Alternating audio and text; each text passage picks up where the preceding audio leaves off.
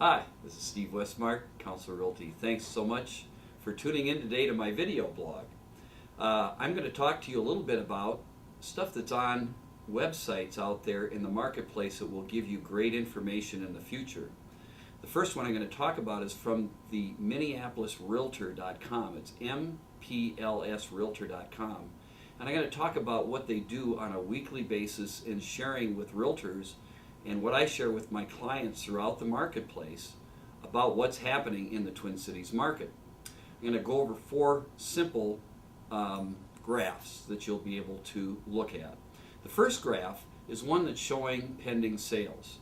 Now, our pending sales have been significantly affected in the last 4 months by the tax credit. As you know, there was a first-time homebuyers tax credit that ended on the end of April. And at that point, we hit our maximum sales for 2010.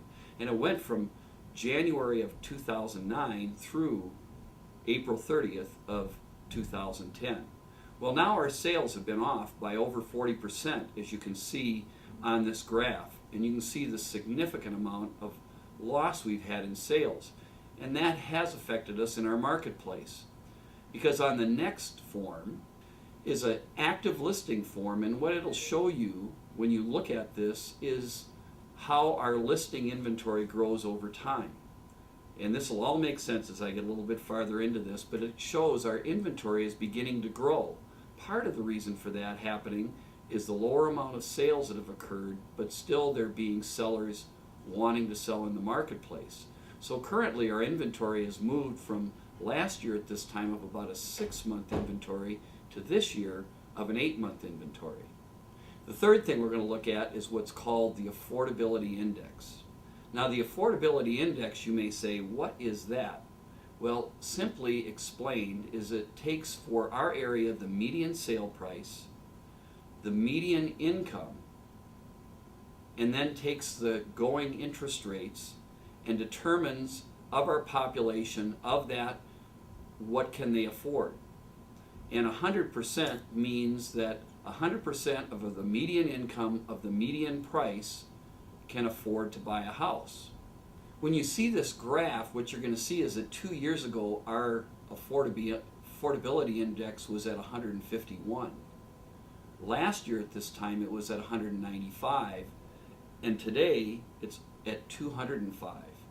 So what it's saying is over 105% better are we because of, number one, low interest rates that are in the low fours today, our decline in market values, which is more affordable, so that we have more and more people that are able to afford to buy houses.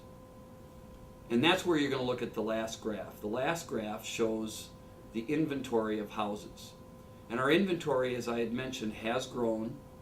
And so for buyers in the market, it's a marvelous time to be out buying, but for sellers, it's more of a difficult time.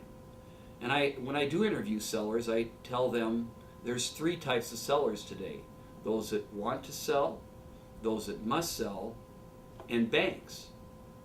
So if a person just wants to sell in today's market, I recommend just waiting until the marketplace gets better, because those that must sell determine they have to go after lender mediated and foreclosed properties to be more competitive.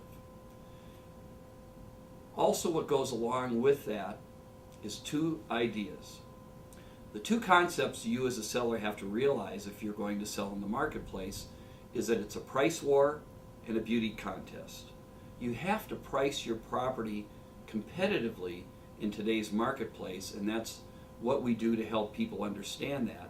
But then a beauty contest is how are you going to make your house look?